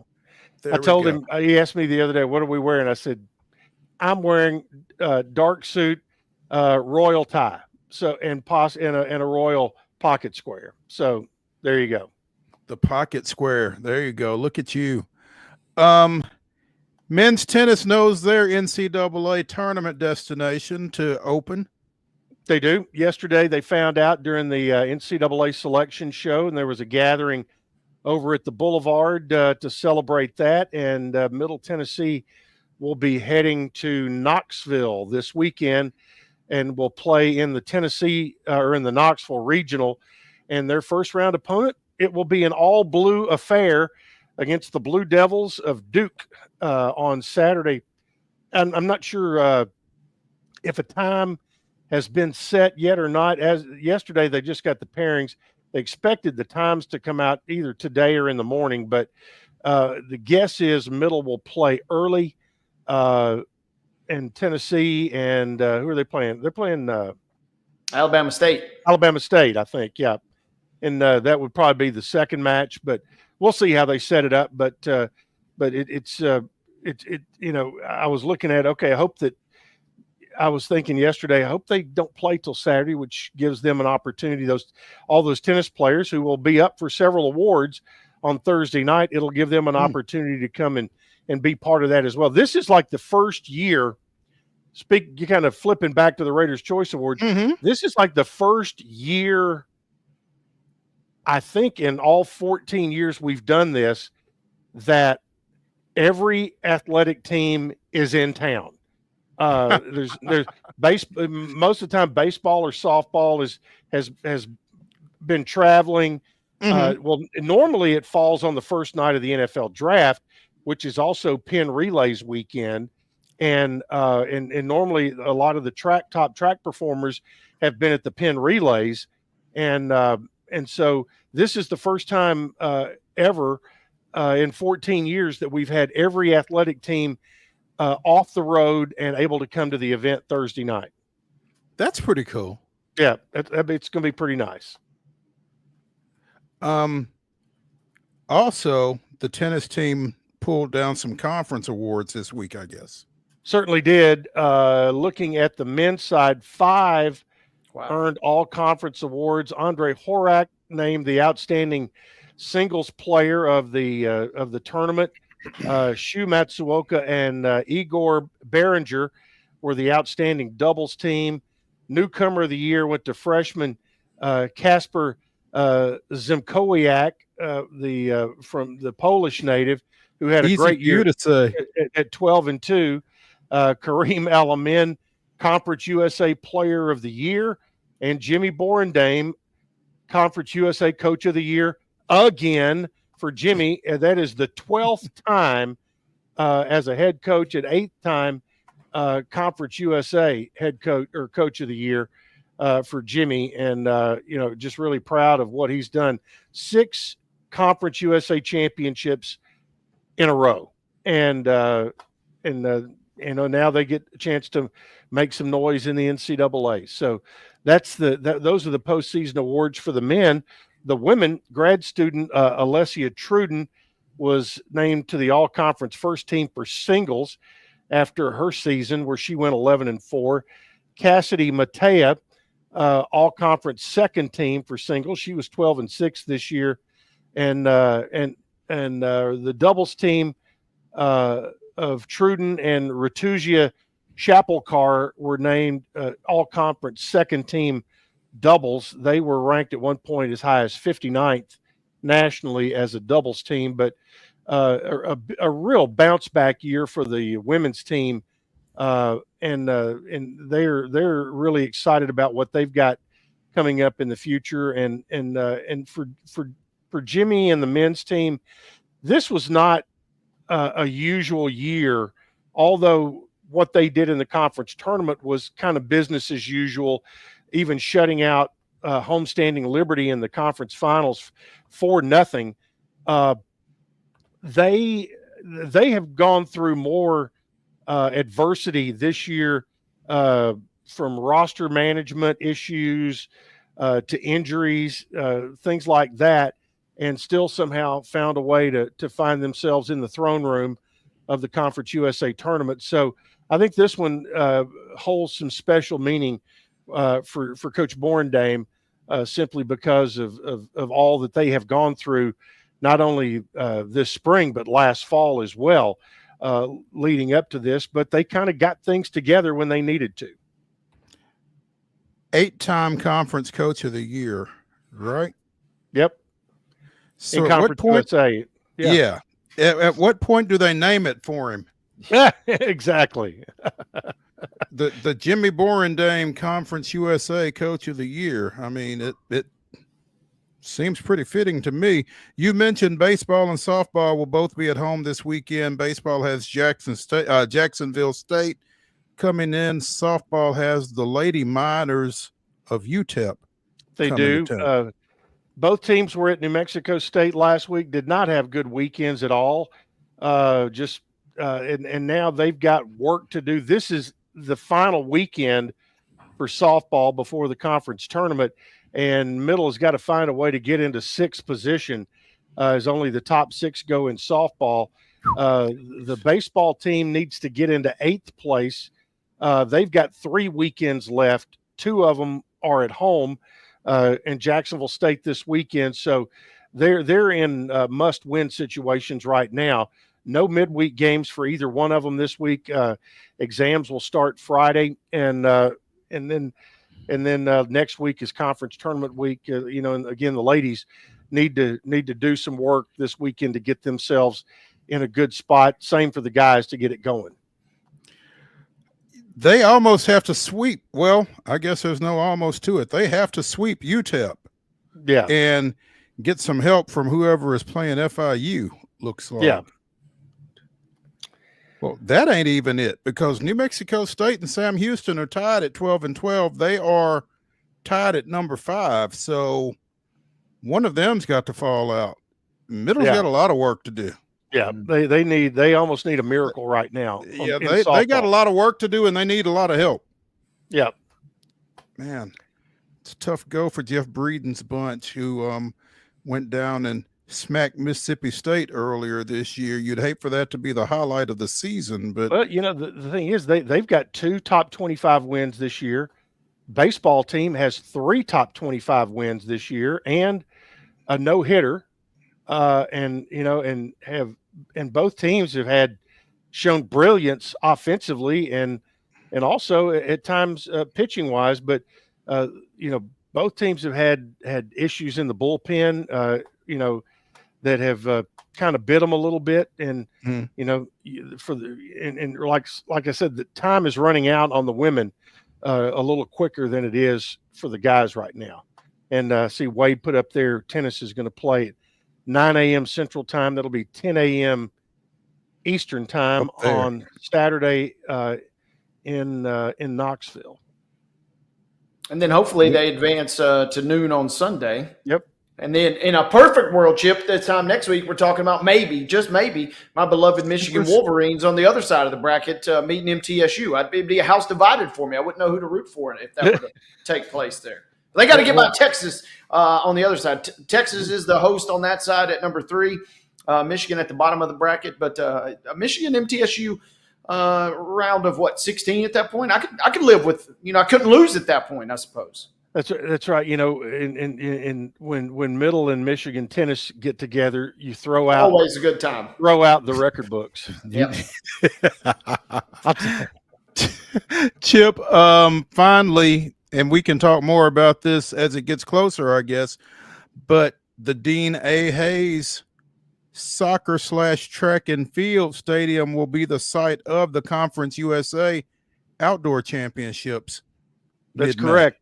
That'll be May 16th, 17th, 18th. And I'll say this, and you and Wade, I'm preaching to the choir here, but if you have never been to a really organized track meet, and in particular a college track meet, where on Sunday night all you have from like 5 o'clock on is one final after another, it is one of the most spectacular sporting events. If you are a true lover of sports at its most basic, running, throwing, jumping, it's incredible. And it's a ticketed event, $20 for a weekend pass. It'll be Friday, Saturday. You can watch all the prelims and all that. Or if you want to just pick a day and go and watch, it'll be those are $10. But that'll be coming up at the Dean Hayes Track and Soccer Complex. I saw Keith Vroman earlier, and I said, "Are you ready?" He goes, "We'll be ready when it gets here." So I think their final tune-up meet is this weekend at Vanderbilt on Friday and Saturday. So they're getting that in and getting behind them and getting everybody in a good spot going into the conference meet in about 3 weeks. About 3 weeks from now. So that's coming up. Chip Walters, the Blue Raider voice, joining us here on Main Street Sports today, as he does typically every Tuesday, except when he doesn't. Except when I don't. Yep. Chip, we appreciate it. Thank you, guys. Appreciate y'all. See you soon. All righty. Thank you, Chip. Let's take a break here on Main Street Sports today, presented by the Tennessee Orthopedic Alliance of Columbia. When we come back, we'll talk a little NBA playoffs and some NFL too. Stick around.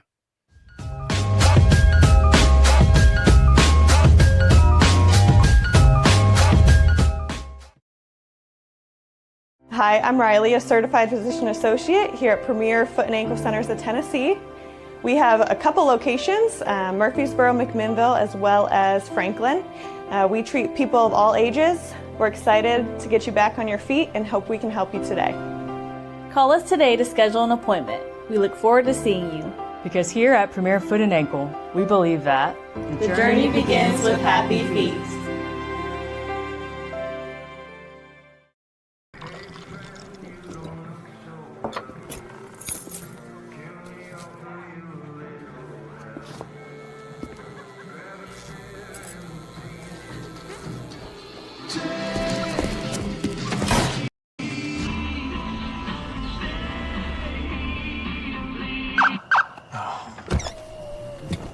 You're seeing the signs too, right? What signs? Jones & Lang Sporting Goods here in Columbia has been outfitting teams, officials, and anybody else from T-ball to college for 50 plus years. Be sure and check them out at 931-388-8060 or online at jonesandlang.com. Jones & Lang Sporting Goods, the look of a winner. Zion Christian Academy at zioneagles.org or 931-388-7531. You can schedule your appointment to visit their beautiful campus. Again, zioneagles.org or 931-7531 to schedule your visit today. Piggly Wiggly, located in Neely's Mill Shopping Center, is Columbia's locally owned and operated Cost Plus 10 grocery store dedicated to serving the community with low prices and smiling faces. Piggly Wiggly offers fresh, hand-cut meats daily, as well as daily hot plate lunches from their deli counter. You're certain to see smiling faces and a helping hand when you're here at Piggly Wiggly. Come by and check out our fresh produce, high-quality meats, and more. Down home, down the street, we'll see you at the Pig.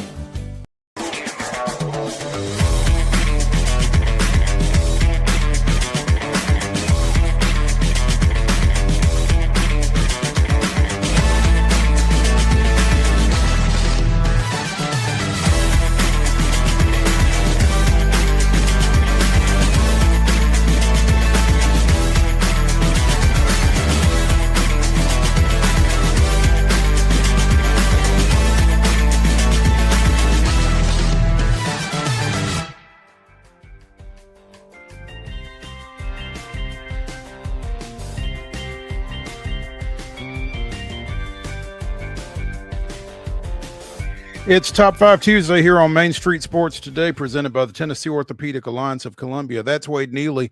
I'm Maurice Patton. And Wade, I'm a little disappointed that we didn't get Chip's favorite leftover, because if you recall, back around Thanksgiving when we were talking about our favorite Thanksgiving dishes, he chipped in with the pineapple casserole that I wound up trying over that holiday, and it turned out remarkably well. So I know he had something, and I hate that we didn't pick his brain for that. But in our final segment, his food.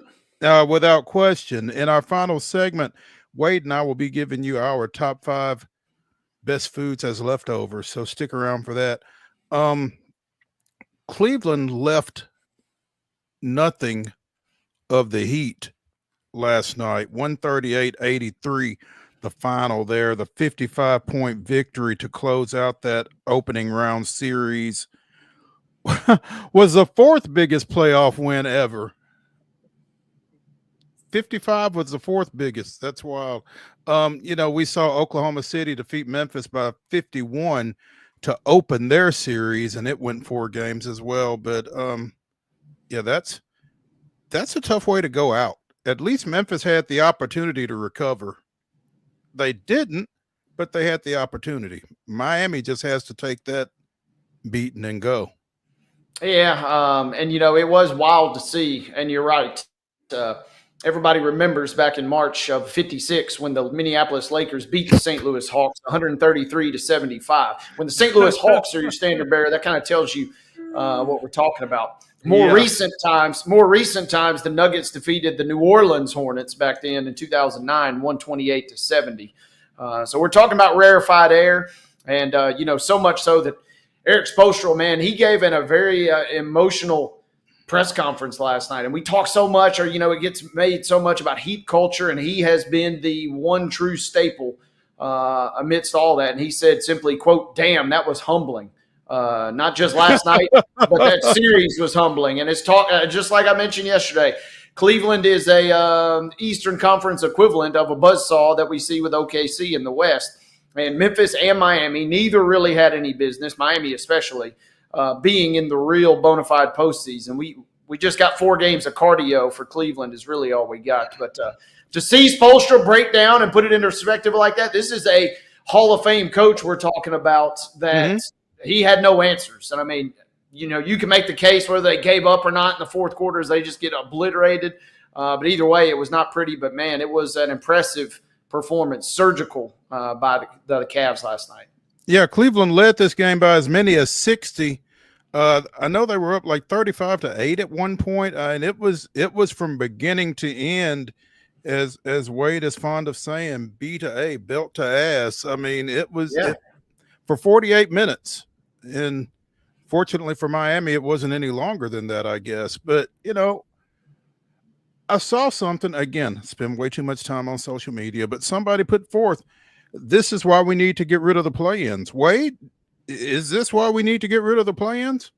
I don't necessarily know that because, we've also saw the Heat make a run from the play-in to the NBA championship or to the finals at least just a couple of seasons ago. But what we do see is the 1 seed versus the 8 seed.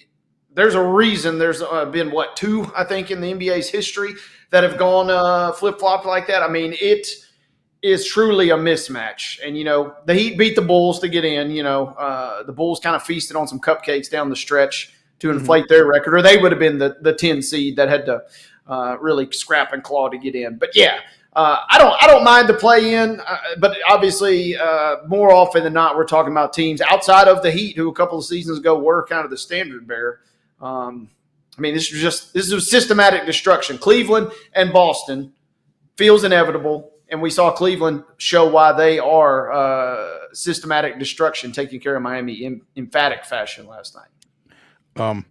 More on Boston in a second. First, playoff Jimmy is back. Hit 3 free throws with just under a minute to play. Grabbed a defensive rebound with 4 seconds to go. Knocked down 2 more free throws. Finished with 27 points as Golden State defeated Houston 109-106 last night, putting the Warriors, the 7th-seeded Warriors, though we're not dealing with seeds in the West, but putting the Warriors up 3-1 in that series. Yeah, this was a wild stretch. I watched the end of this game last night, and it kind of comes back to what we've said is this has been – I keep waiting on just one game where both teams' offenses just absolutely – light us up, but the defenders on both teams are just so dogged. This is just it is what it is, and we saw that last night. Draymond Green, despite attempting a rolling heel hook at one point and somehow staying in the game, had an epic shutdown of Şengün right at the end of the game, and he is barking at the camera and saying, "I'm that guy," and in that possession, in that moment, he was. And we also earlier in the game when you see Dylan Brooks, shades of LeBron getting whispered, or you're not whispered, but blowing Lance Stevenson blowing in his ear. When Dylan Brooks is blowing in Jimmy's ear a little bit, and Jimmy turns to him and says, "All right, I'm going to give you a little smoke right here." He ends up with 27. Golden State has just been better. Throw the seeds out the window, like we said multiple times. They're just a better team right now, and that was a massive turning point down the stretch. Bluesky was by far – he has been the guy that is – we've talked about Jimmy. We've talked about Steph. Draymond is what Draymond is, but Bluesky has been the real star of this series for Golden State, and he was massive in crunch time for them last night. We got 3 potential closeout games tonight. Indiana at home against Milwaukee with a 3-1 lead. The Knicks at home against Detroit with a 3-1 lead. And Boston at home against Orlando with a 3-1 lead. The other game tonight, you got 4. Good Lord. The Clippers are at Denver. That series is tied 2-2. How many of these wind up tonight? All of them? Feels like it, right? Certainly feels like Indiana is going to take care of business. The Knicks somehow, some way have clawed to a 3-1 win. We'll keep the referee commentary to the other side, I guess. And, yeah, Boston should not lose. I mean, Boston's favored by close to 12 in this game, and that feels a little light to me. Banchero has single-handedly kept this series from being a sweep. He has showed some Billy Big Balls in this series, playing out of his mind.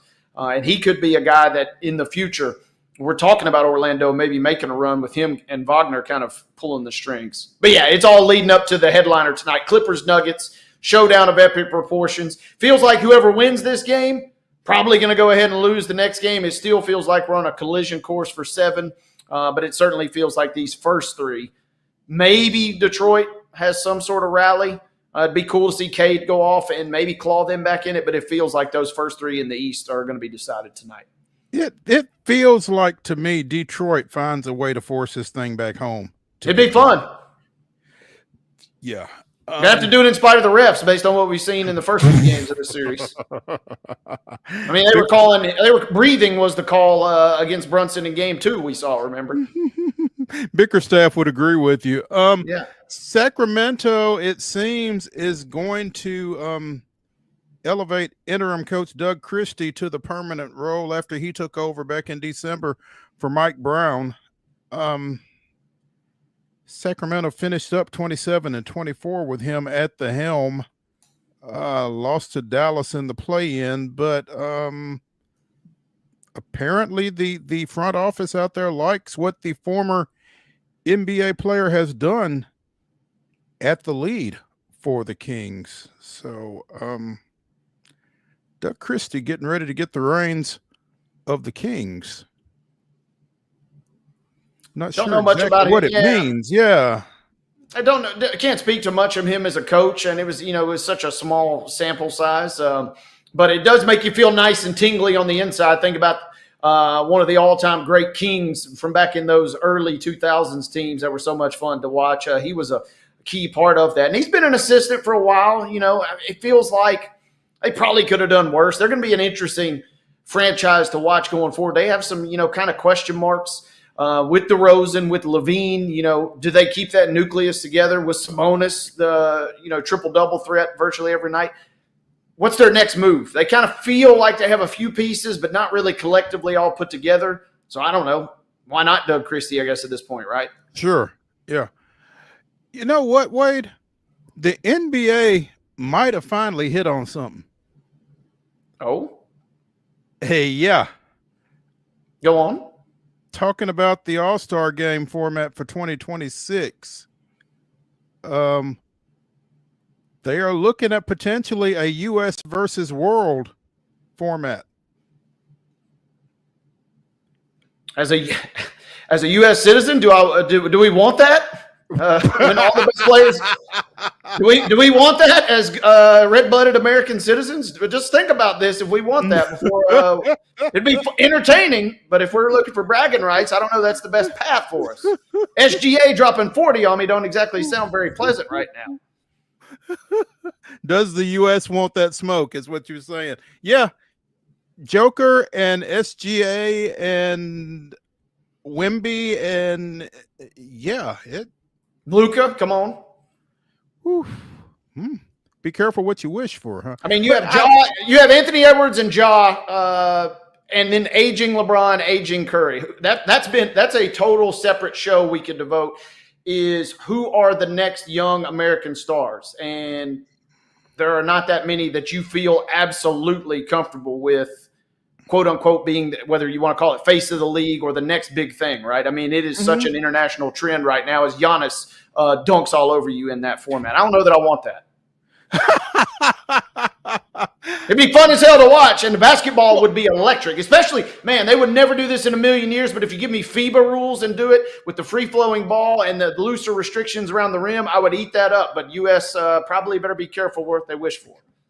I think the going through the motions that we've gotten out of the All-Star game for years, I think that goes away under this format. But yeah, just in terms of the U.S. possibly getting blown off the floor, that's certainly something that you got to consider, I guess. So, yeah, and for sure it does that. It also, it comes on the heels of a dud by all accounts on the NBA's All-Star weekend this year, and the Four Nations face-off absolutely captivating the entire world seemingly for just a made-up All-Star format in the NHL. It feels like a quick response. Would have liked to have maybe seen this move prior. It feels like the only real logical grab, if you will, for the NBA. And it would be fun. Like I said, I'd especially like to see kind of the real nuts and bolts on this. But I don't, from a competitive standpoint, I don't know that I want to see my guys get embarrassed like that. And it could be exactly that. Yeah. And you telling me, those players on the world roster are not going to try a little bit more? I mean, you're representing the whole world at this point. Yeah. Playing for the name on the front of your jersey, right? Yeah. And other consideration, I suppose, you keep that door open. We've talked a lot about it with the NFL, of course, but you keep that door for international expansion outside of Toronto, obviously. You keep that door just a little more open by going to a format like this as well. It's a lot to consider, but yeah, you make a heck of a point. It might not be the best move for the U.S., so stay tuned. We'll see where that goes. A month or so ago, we talked about Arizona's Trey McBride becoming the highest paid tight end in the National Football League. He no longer holds that distinction. That goes to San Francisco 49ers tight end and Nashville resident George Kittle. Received a 4-year, $76.4 million extension here over the last 24 hours. 40 million of that is guaranteed. So his AAV of 19.1 is $100,000 ahead of Trey McBride. Congratulations, Trey. Thanks for playing. George Kittle, highest paid tight end in the NFL. Pays to go last, right? You get to set the price just a little higher. Props to him, and you're right. We expect to see him closer to the ice a little bit more at the Preds this year. You can afford them front row seats at WrestleMania with this type of contract, like Kittle was both nights a couple weekends ago. So props to him on getting it done. And the 49ers, it feels like a good piece of their puzzle kind of solved right there as well. Yeah, no doubt. The Commanders, after playing out on the outskirts of the DMV, are set to move back into Washington proper, it seems. A deal with the District of Columbia has been struck for an all-new stadium complex that could open as soon as 2030 in the district, moving them back into town from Landover, which is where they've played for nearly 30 years. It's amazing what happens with a new ownership group and a team that wins. Yeah, when Dan Snyder's not your owner, good things seemingly happen. How about that? What a novel concept. Could have told you.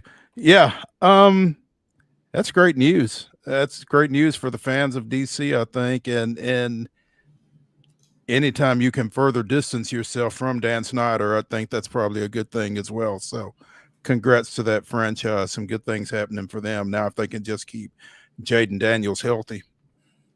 His mom's got him covered on that. Don't you worry. She's going to keep him healthy and away from all the women, and she's good to go. But to your point also, the good news is the fans of DC are excited, and you don't have to deal with the pipe leaks and all the other kind of gross things that we had talked about that were happening at FedEx Field. This is a massive win. It feels like the NFL collectively wins by this deal as well. Yeah. Let's take a quick break. Let's come back for the final segment of Top 5 Tuesday here on Main Street Sports Today, presented by the Tennessee Orthopedic Alliance of Columbia. It'll be Top 5 Tuesday as Wade and I give you our top 5 foods that hold up best as leftovers. Stick around.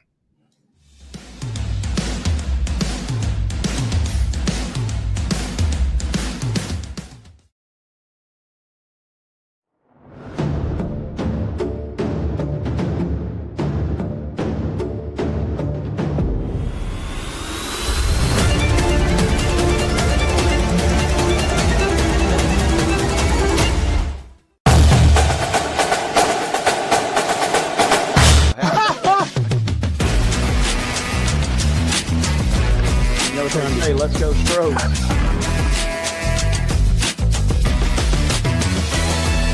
People are amazed at the variety and quality of guests we bring into Main Street Sports today. But when you've been in this business for nearly 40 years and you never throw away a phone number, it's pretty easy. Right, Wade? Absolutely. And Wynn agrees with me. Check out some of our guests featured on Main Street Sports today. Step back and catch my breath. But I expect nothing less from you, big boy. Let's get going. We make it work pretty good. So the fans are tremendous. It's fantastic. It was really amazing. Performance shoot. Yeah. From preps to pros, you never know who's going to stop by, so be sure to listen to and watch Main Street Sports today from 2 to 4 p.m. daily on the MSM TV app.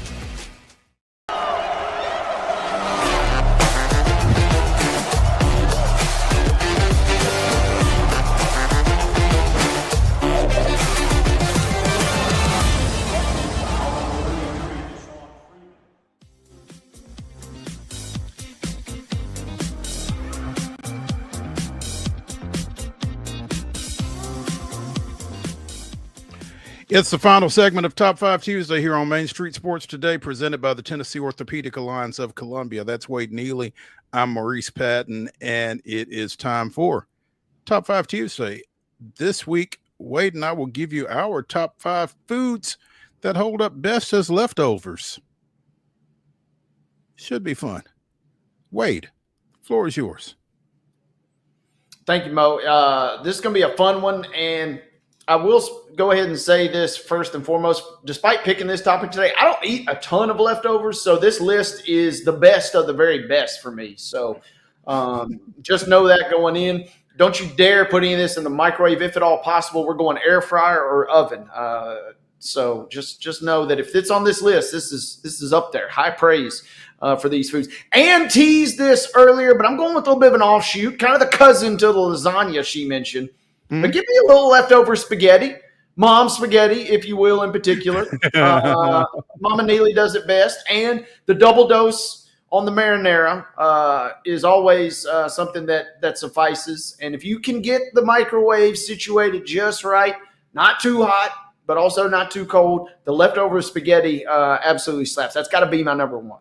It's very much a Goldilocks scenario there. It's got to be 100%. Just right. You are right. I'm going to go number one out of the box. Jody does a white chicken chili that the longer it sits, the better it gets, man. And I guess it's just the seasonings maybe soaking in or something. I'm not sure, but give me Jody's white chicken chili with some Fritos and some shredded cheese and some sour cream. And yeah, we're good. We can eat off that for, well, it's not going to last a week, but yeah, white chicken chili. I'm with you there. And hers is undoubtedly better than mine, but yeah, you are exactly right. Throw that bad boy in, let the seasonings kind of creep in. That's what it's all about right there. Number 2 for me, give me Chinese food, but also specifically give me General Tso's chicken, especially. Kind of same concept. You can get a little bit of the extra savory seasonings, get a little bit of the extra juice runoff, throw it on some rice that you maybe have left over. You throw some General Tso's chicken in and woo, mama, you don't have to even heat it up. That's how good it is. There you go. I'm going to harken back to Thanksgiving because, you know, you ate this for a week because the turkey that you got was too big. But yeah. Post Thanksgiving turkey. You can make a sandwich. Kind of yeah. You can heat it up with some other sides. Yeah. Turkey after Thanksgiving or after any holiday. Give me that for my number 2. That's the gold standard, right? I mean, like you said, versatile. Very. Do a number of different things with that. Number 3 for me, this is a simple one, but pizza. You don't have to heat it up. You can heat it up. Sometimes it's better when it is heated up. Sometimes it's not better. But pizza always kind of hits, and it saves you. You just grab it and go. If you package it up just right, you just grab a piece and you're off. You don't even have to worry about putting extra containers away. So give me pizza with number 3, kind of a nice sweet spot in the 3rd round there.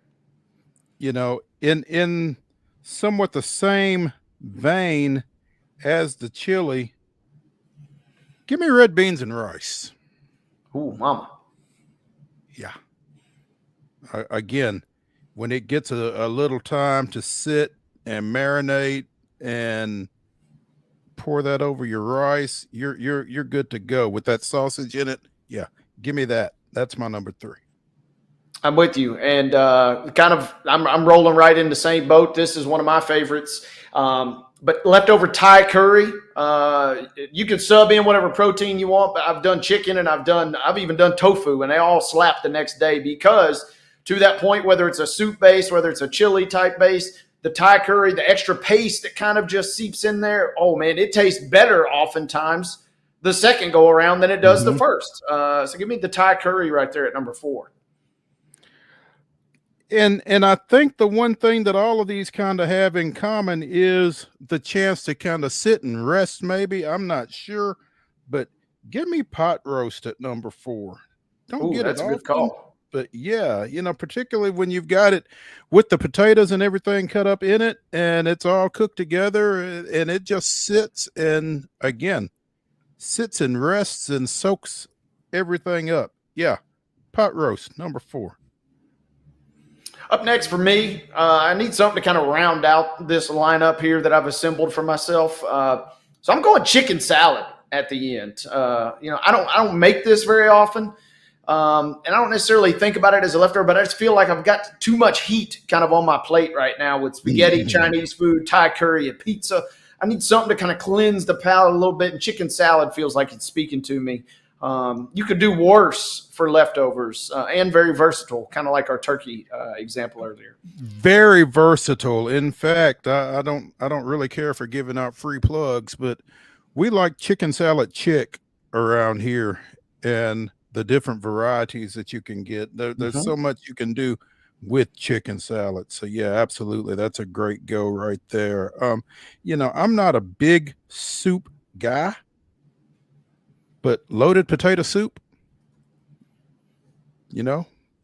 with the bacon cooked in and you add the shredded cheese when you heat it up, that's solid as well. And it's better, the second time around or even further down the line again. So yeah, give me the loaded potato soup. I don't know that I would ever eat all of these at the same time to your point, but because they're all pretty much entrees, it feels like. But yeah, that's not bad. Same with meatloaf, which is an honorable mention for me. You give me a good little meatloaf after the fact, I could do some damage. I've got I had meatloaf. I got I must have some Cajun somewhere. I don't know, but I've also got jambalaya and gumbo. And it's maybe Jazz Fest weekend, so you're channeling your vibes right there. There we go. Good stuff. The rice-based stuff, I guess. Yeah. Yeah. But anyway, those are our best foods that hold up best as leftovers. We're going to keep you well fed and well informed here on Main Street. And we reduce food waste by doing this. Look at us being very eco-friendly. Yep. Got to. We've only got one Earth, right? So yeah. Yep. And then, if you let it go too long, though, that's when the raccoons in the neighborhood, they get a little free treat as well. They appreciate that every now and again. Top 5 Tuesday here on Main Street Sports Today, presented by the Tennessee Orthopedic Alliance of Columbia. That's going to do it for it. Be sure and come back tomorrow at 2:00. We will be joined by, we will certainly be joined by Heather Williams talking a little NASCAR, and we have some work to do with regards to our second guest, but it'll be a good one. So be sure and stick around for that. Again, Main Street Sports Today, presented by the Tennessee Orthopedic Alliance of Columbia. Wade and I will see you all tomorrow at 2 o'clock. Have a great evening.